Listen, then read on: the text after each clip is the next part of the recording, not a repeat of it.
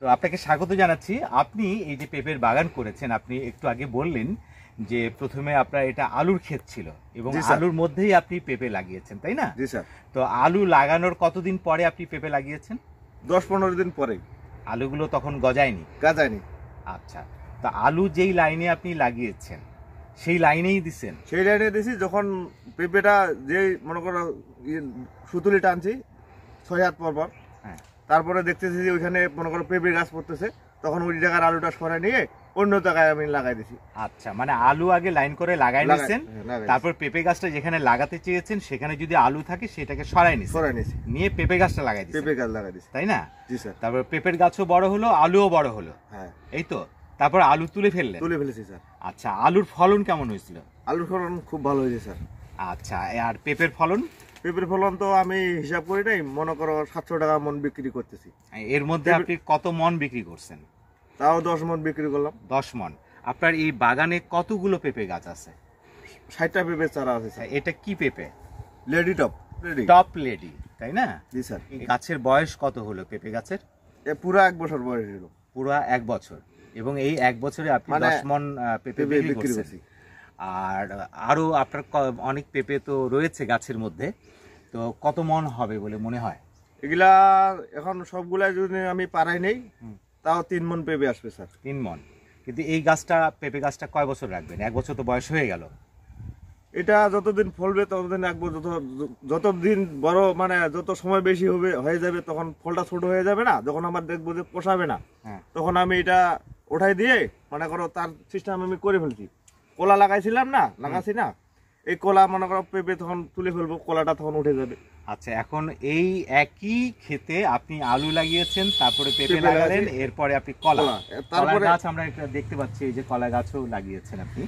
তো যাই হোক, তাহলে এক ক্ষেতে আপনি 3টা ফসল করছেন। 3টা, তার মাঝে আমার শাক আছে, ওই যে লাফা শাক আমি তুলে বিক্রি করে দিয়েছি। আচ্ছা, লাফা শাক তুলে বিক্রি করে দিলেন। এখন অন্য কোনো শাক লাগান নাই? অন্য শাক দেখছি। শাক লাগাবো স্যার, হালকা পাতলা শাক ফেলে দেবো। কি শাক লাগাবেন? এটা এখন মনে করো শীতকালীন শাক, এখন ফুরজিয়া ফেলা যায়, লাফা ফেলা যায়।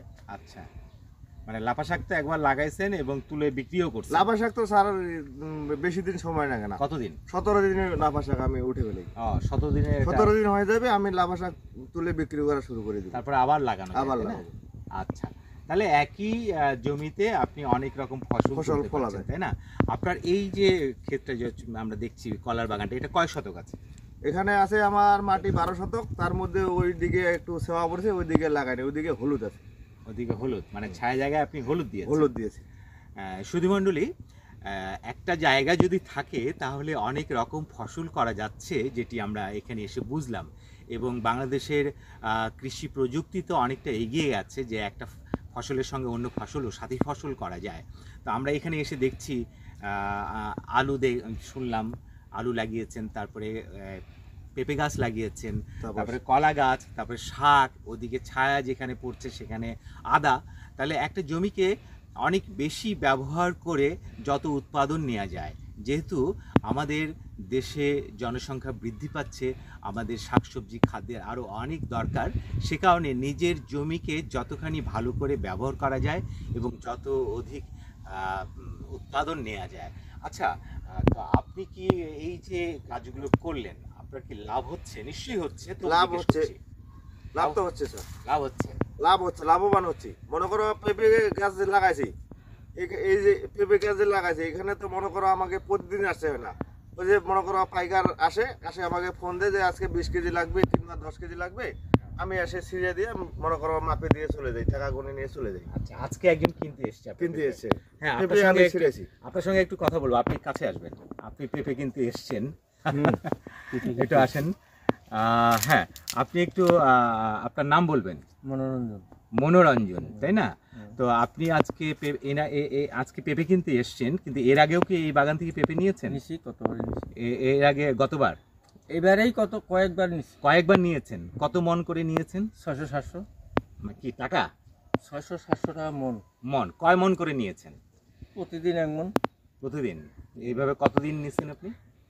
মনে করেন 12-13 দিন হলো। 12-13 দিন নিয়ে আর নিয়েছে, মানে অন্য মানুষের নিচে অন্য মানুষও নিয়েছে। বাজারেও বিক্রি করছি। তাহলে আপনি বললেন যে 10 মণ হচ্ছে, তাহলে তো হিসেবে বেশি মনে হচ্ছে। না, হিসাব রাখে নাই তো। আমি তো হিসাব কাগজে কলমে রাখি না, আনুমানিক বললাম স্যার। আচ্ছা, আনুমানিক বলছেন। মানে আপনি যদি 12-13 বার এসে নিয়ে যান 12-13 মণ, আবার অন্যরাও নিয়েছে, তার মানে এই 1 বছরে অনেক বেশি পেঁপে এসছে। পোষায়। পোষায়? পোষায়। আপনি তো ক্রেতা, তাই না? কিন্তু আপনি বলেন পোষাচ্ছে কিনা? পোষাচ্ছে স্যার। পোষাচ্ছে।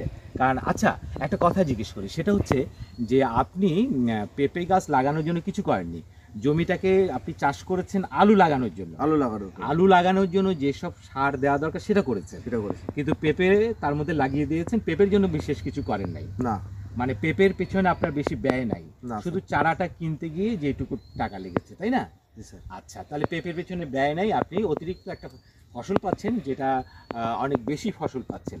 তো নিশ্চয়ই যারা অল্প জমি রয়েছে বা যারা কাজ করতে চান আমাদের শাক সবজি নিয়ে, তারা এইভাবে ভাবতে পারেন যে সাথী ফসল করলে লাভটা বেশি হয়। একটা কথা বলি স্যার, আমি এই যে পেঁপের গাছটা লাগাইছিলাম না স্যার, লাগা আছে না, মনে করো যদি আমি কলা না লাগাতাম, তাহলে মনে করো এখানে আমি সিম গাছ যদি দিতাম, মনে করো দূরে সিম গাছ দিতাম, মনে করো তারপরে একটু মনে করো ওই যে আগলা বাঁশের আগালগুলা যদি দেয়া, ঝিং দেওয়া বলে বা কঞ্চি দিয়া হ্যাঁ, মনে করো সিম লাগা যায়। আচ্ছা, তার মানে আপনি আমরা সিম লাগাতে পারতেন। লাগা যাইতো, কিন্তু আমি সিম লাগাবো না, কলা লাগাইলাম। আচ্ছা আচ্ছা, মানে সিম লাগানোরও সুযোগ সুবিধা আছে। আচ্ছা আচ্ছা, তো আপনার মাধ্যমে আমরা অনেক কিছুই জানতে পারলাম। আপনার জন্য শুভকামনা থাকলো, আপনি ভালো থাকবেন, সুস্থ থাকবেন, সুখে থাকবেন। সবাই ভালো থাকেন। আচ্ছা, আপনারা যারা ভিডিও দেখলেন আপনারা সবাই ভালো থাকবেন, সুস্থ থাকবেন, সুখে থাকবেন।